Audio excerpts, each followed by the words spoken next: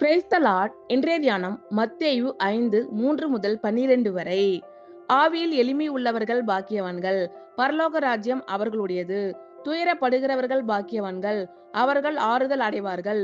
சாந்த குணம் உள்ளவர்கள் பாக்கியவான்கள், அவர்கள் பூமியை சுதந்தரித்துக் கொள்ளுவார்கள். நீதியின் மேல் பசிதாகம் உள்ளவர்கள் பாக்கியவான்கள், அவர்கள் திருப்தி அடைவார்கள். இரக்கம் உள்ளவர்கள் பாக்கியவான்கள், அவர்கள் இரக்கம் பெறுவார்கள். இருதயத்தில் சுத்தம் உள்ளவர்கள் பாக்கியவான்கள், அவர்கள் தேவனை தரிசிப்பார்கள். சமாதானம் பண்ணுகிறவர்கள் பாக்கியவான்கள், அவர்கள் தேவனுடைய புத்திரர் எண்ணப்படுவார்கள்.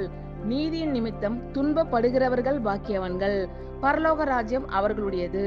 என் நிமித்தம் உங்களை நிந்தித்து துன்பப்படுத்தி பலவித தீமையான மொழிகளையும் உங்கள் பேரில் பொய்யாய் சொல்வார்கள், ஆனால் பாக்கியவான்களாய் இருப்பீர்கள். சந்தோஷப்பட்டு களி கூறுங்கள், பரலோகத்தில் உங்கள் பலன் மிகுதியாய் இருக்கும். உங்களுக்கு முன் இருந்த தீர்க்கதரிசிகளையும் அப்படியே துன்பப்படுத்தினார்களே. ஆவியில் எளிமை உள்ளவர்கள் பாக்கியவான்கள், பரலோக ராஜ்யம் அவர்களுடையது. துயரப்படுகிறவர்கள் பாக்கியவான்கள், அவர்கள் ஆறுதல் அடைவார்கள்.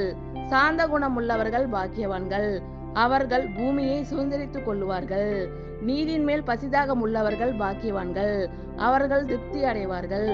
இரக்கம் உள்ளவர்கள் பாக்கியவான்கள், அவர்கள் இரக்கம் பெறுவார்கள். இருதயத்தில் சுத்தம் உள்ளவர்கள் பாக்கியவான்கள், அவர்கள் தேவனை தரிசிப்பார்கள்.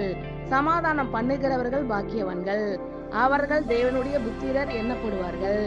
நீதியின் நிமித்தம் துன்பப்படுகிறவர்கள் பாக்கியவான்கள், பரலோக ராஜ்யம் அவர்களுடையது.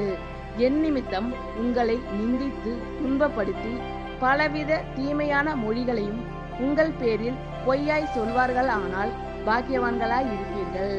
சந்தோஷப்பட்டு களி கூறுங்கள், பரலோகத்தில் உங்கள் பலன் மிகுதியாய் இருக்கும். உங்களுக்கு முன் இருந்த தீர்க்கதரிசிகளையும் அப்படியே துன்பப்படுத்தினார்களே. ஆமேன். கர்த்தர் உங்கள் அனைவரையும் ஆசீர்வதிப்பாராக. God bless you all.